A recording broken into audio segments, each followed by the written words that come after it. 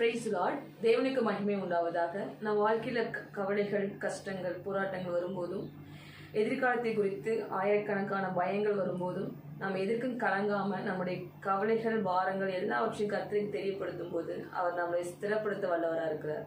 ஏன்னா பேதுருடைய வசனம் என்ன சொல்றதுன்னா, அவர் உங்களை விசாரிக்கிறபடியால் உங்கள் கவலைகள் எல்லாம் அவர் மேல் வைத்து விடுங்கள். அதாவது காட் நம்மளை விசாரிக்கிறவரா இருக்கிறார்.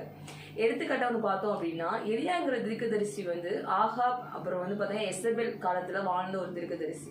அந்த காலத்துல அவ்வளவு போராட்டங்கள் எல்லாத்தையும் ஜெயிச்சு வந்தவர் நம்ம எலியா தீர்க்கதரிசி. ஆனாலும் அந்த எதிரான மக்கள் எதிரான ரூல் பண்ணிட்டு இருந்த அந்த ராஜ்யத்தை பார்த்து பயந்து ஒளிந்து என்ன பண்றது தெரியாம யாரை காட்டிலும் நல்லவங்க இல்லை, எவரை பார்க்கலும் நல்லவன் இல்லை அப்படிங்கிற ஒரு கட்டத்துல போய் பயந்து ஒளிந்து கொண்டு எப்படா சாகலாம், சாவு எப்போ வரும் பயந்து ஒதுங்கி கலங்கிட்டு இருந்தவர் நம்ம எலியா. ஆனா அதுக்கு முன்னாடி தான் அவர் ஆகாப்புக்கு எதிராக போய் நின்று கர்மேல்ல இருந்து மலையை வர்ஷிக்க பண்ண கத்த வல்லவரா இருக்கிறார். சின்ன கையளவு மேகம் 3 வருஷம் தலைப்பிறந்த பஞ்சத்தையும் மாற்றி போட்டது இவருடைய வார்த்தையினாலே எல்லாமே கத்த செய்து முடித்தார். அவர் பயங்கரமான ஒரு தீர்க்கதரிசி தான் எலியா.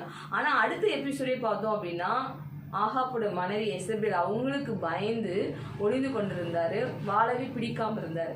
ஆனா நம்ம தேவன் எப்படிப்பட்டவரா இருக்கிறாருன்னா விசாரிக்கிறவரா இருக்கிறார். அந்த நேரத்துல காட் போய் இங்க என்ன பண்ணிட்டு இருக்கிற, எதுக்கு இங்க உட்கார்ந்து இருக்கிற அப்படிங்கிற ஒரு விசாரிச்சாரு.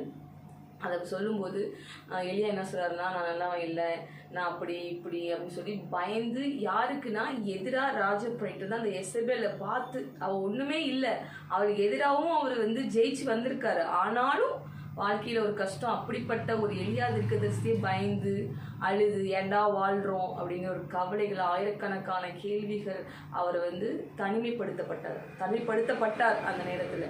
ஆனாலும் காட் பாருங்க, ஒருத்தனையும் காட் புறமே தள்ளுவதில்லை. எலியா காட் விசாரிச்சார், என்னப்பா பண்ற இங்கே உட்காந்து அப்படின்னு.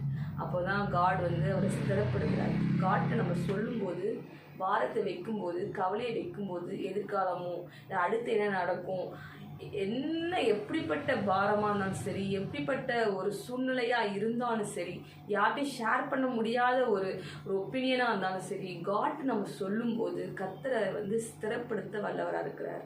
அந்த நேரத்துல எலியா பாத்தீங்க அப்படின்னா எல்லாத்தையும் காட் கிட்ட சொல்றாரு.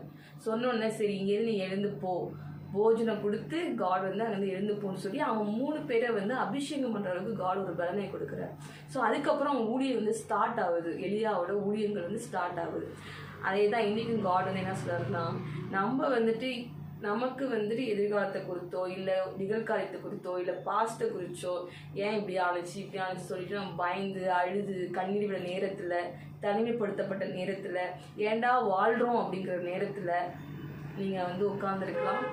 அடுத்து சாகலாம் அப்படின்னு கூட நீங்க உட்கார்ந்துருக்கலாம். ஆனா காட் எனக்கு என்ன சொல்றோம்னா, நீ ஏன் அப்படி உட்கார்ந்துருக்க, இருந்து பூஜை பண்ணு அப்படின்னு சொல்லி ஸ்திரப்படுத்தி அபிஷேகம் பண்ணி அவர் ஓரேப்புங்கிற அந்த தெய்வ பருவதம் வரைக்கும் நடந்து போறாங்க. அதுக்கப்புறம் பார்த்தீங்கன்னா 3 பேரை அபிஷேகம் பண்ணி ஒரு ஊழியத்துக்கு ஸ்டார்ட் அப் கொடுக்குறாரு. ஸோ எந்த இடத்துல முடிஞ்சிச்சுன்னு சொல்லி நம்ம ஃபெட்டப் ஆகி உட்கார்ற நேரத்தில் காட் நம்மளை அபிஷேகம் வல்லவராக இருக்கிறார். எப்போனா உங்கள் கவலையெல்லாம் அவர்கிட்ட கொடுங்க, உங்கள் பாரத்தெல்லாம் அவர்கிட்ட கொடுக்கும்போது கர்த்தர் நம்மளே ஆதரிக்கிறவராக இருக்கிறாரு.